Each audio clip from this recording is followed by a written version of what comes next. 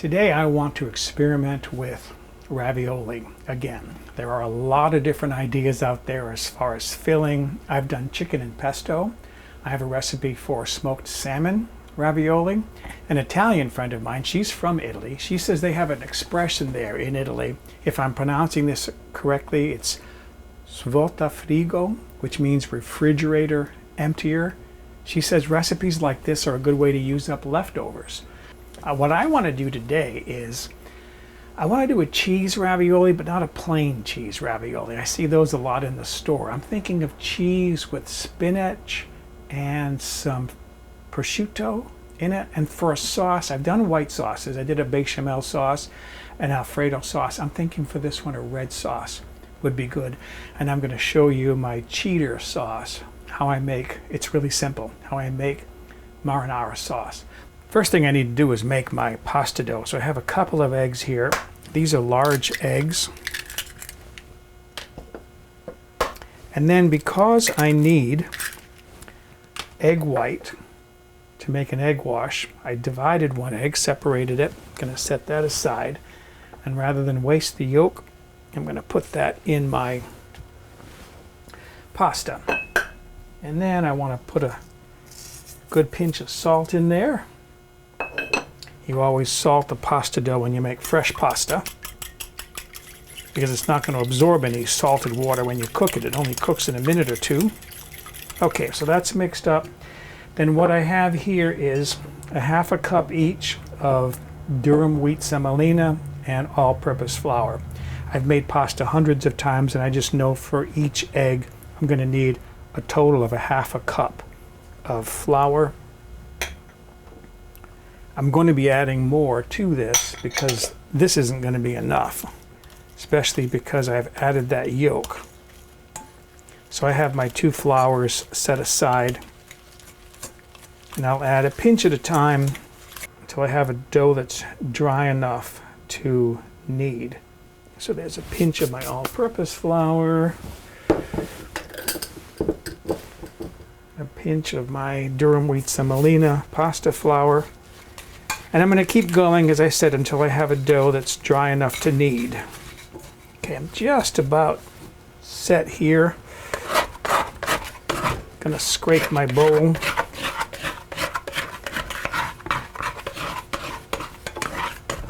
Get the last of that flour incorporated into my dough. And then I can knead this. This is still just a little bit sticky. I don't want a real stiff dough here. I want it a little bit more pliable for my ravioli. But I think that right there is going to be enough flour. So to knead this, basically you use the heel of your hand and you kind of just smear it into the counter.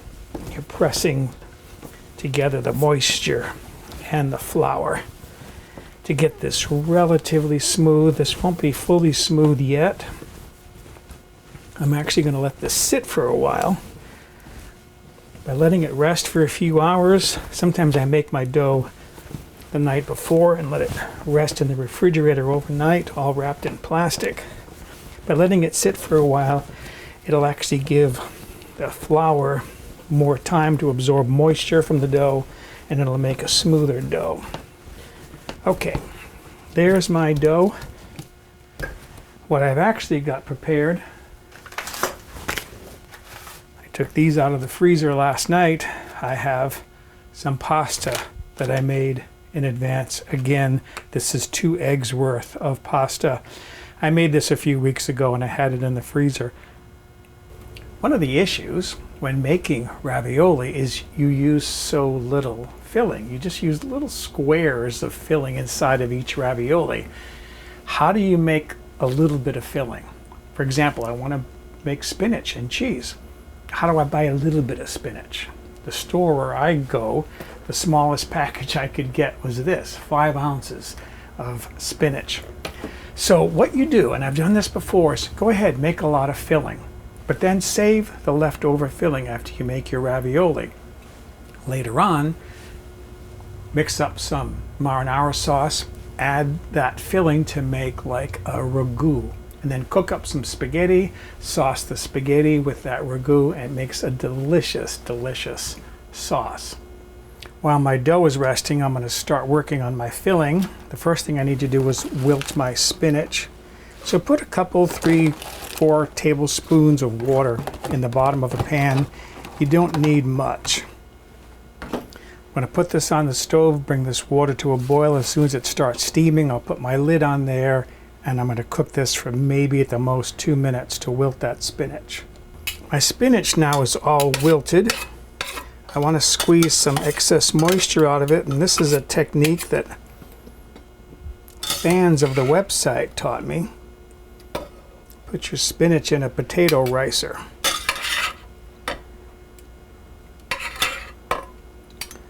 Like so. And then use that to squeeze excess moisture out of your spinach. I'm ready now to start assembling my filling. So I have here my 5 ounces of spinach that I wilted and then cooled, drained and cooled, and then minced up really well. I have here one 15-ounce container of ricotta cheese. I don't know that I'm going to use this all. The primary bulk of this filling is going to be cheese, so I don't see any reason why I wouldn't use most of this. I'm going to put most of that in there, and I can always add more.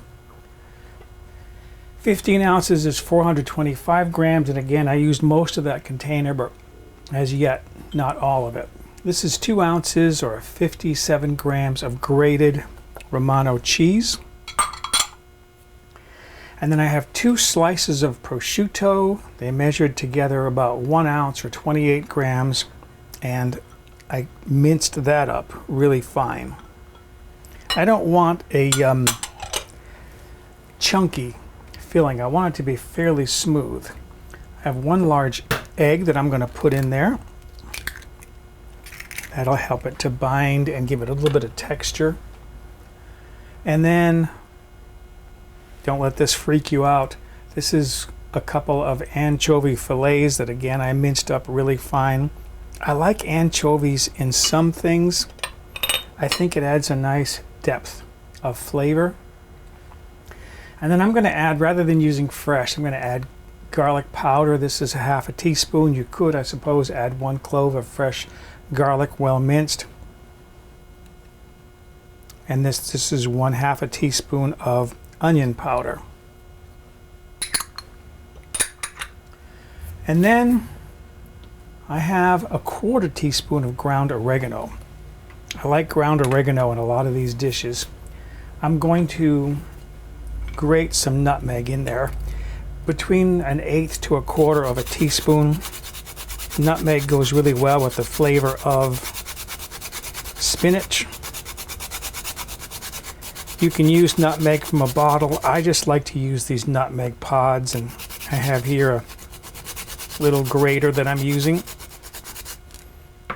Okay. Now I'm going to start mixing this up.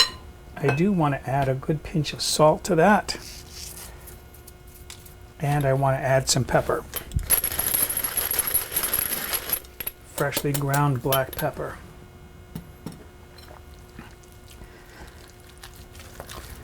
That looks good right there. I actually like the appearance of that. Let me get a little taste of that.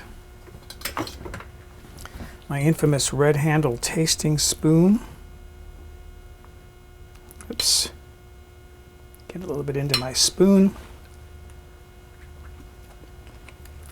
Wow, that is very, very nice. Ooh, I like the flavor of that. It's got a somewhat strong flavor, which I think it's going to need because there'll be so little of it inside of each ravioli. I'm set up now to roll my pasta dough into sheets for my ravioli. I have 2 ravioli forms. This is a large one. Each of these raviolis is 2.5 inches wide, which is about 6.35 centimeters. I've used this before, but today I'm going to use my smaller one. This makes more normal size ravioli. They're about 2 inches wide or 5 centimeters. Beautiful. Okay, in rolling my dough, I'm concerned mostly with width because I want to make sure that I'm going to have enough width to cover my frame. And that is very good. That looks perfect. And then do I have enough length? Yes. So I'm going to fold this in half and just crease it a little bit right there so I know where to cut it. Set this piece aside, and then this one I want to make sure I flour the bottom very well so that it comes out of my form easily. Floured side down. And this comes with a dimpled sheet that goes on top that you can use to make the impressions for the ravioli. And I'm just going to spoon filling into each one of these dimples. I'm going to try to use all of the dough that I have made today because ravioli freezes very well. So I'm going to freeze what I can. I'm going to cook a small amount just for the presentation today for this video. The rest I'm going to freeze. And then if guests show up and want something for dinner, I have something easy for them. I can just take frozen ravioli out of the freezer, cook it for a few minutes, and put dinner on the table. Okay, so there's my last little bit for this tray. Set this out of the way. I'm going to wipe my hand, and then I'm going to show you how to cover this. What I've seen people do is with a pastry brush, they carefully brush in between all of the little dimples. No, don't waste your time doing that. I reserved that extra egg white back when I separated the egg and put the yolk in the pasta. I mixed it with some water to make an egg wash. Just paint the bottom of your top sheet, the whole thing. You can very quickly brush it all with egg wash and then lay this over your ravioli form and then carefully start pressing down around all of the raviolis. You want to try to force air out at the same time if you can. Okay, I've been pressing all the way around now to make sure that this is well sealed. I'm going to just dust that lightly with flour so it doesn't stick when I turn this over. This tray should lift right off, and there it is. Now what these forms have is they have a ridge between the raviolis that supposedly that will cut your ravioli for you. I don't use that. It gives me a line where I can cut, but I use a fluted cutter because I like the looks of that better. So I cut along those lines, and then with my fluted cutter, cut in between. Let me do my one long cut first. Those ridges on that frame give me a nice guideline for my cutter. And there is my ravioli. See, I like the scalloped edge better than the straight edge, which that frame, the form would give it. All right, so I've got a lot of ravioli to make here, and then I'm going to freeze most of it, but I'm going to cook some up for the presentation. I told you earlier I was going to show you how I make my cheddar marinara sauce. I've done this so many times, and I've put this before people. They taste my pasta and they go, ooh, you make your own sauce, don't you? And I tell them, yeah, I put it together myself. I can tell because it's so delicious. Well, here's how I do it. And as I said, I've done this many times and I always get away with it. But this is our secret, okay? Prego. Too much sugar. I don't like it. It's too sweet. Classico. Too strong of an herbal flavor. I don't care for it. But if I mix the two together, half and half, so I have equal portions of both, I get a very delicious marinara sauce. That's my cheddar marinara sauce. So how I would plate this, I heated some of my sauce and I'm going to put some in the bottom of my bowl so that I don't have to put a lot of sauce on top. I don't want to completely bury my ravioli. Let's see. Oh, I might as well put them all on that plate. Wonderful. And then I'm going to put a little bit of sauce on top, just so that it's obvious that there's ravioli there. And you could garnish that if you wanted to with extra cheese, but there's so much cheese inside, I think a little bit of chopped fresh parsley is good enough. Look at that. Another ravioli. This is the third or fourth ravioli that I've made recently.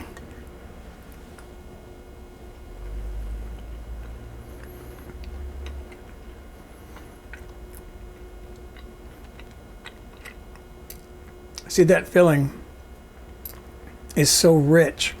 It doesn't need any cheese on top.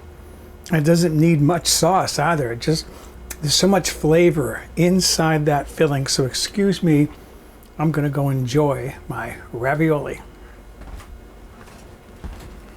For a printable PDF copy of this recipe with step-by-step photographs, visit my website, mobilehomegourmet.com, and look on the home page or in the recipe archive.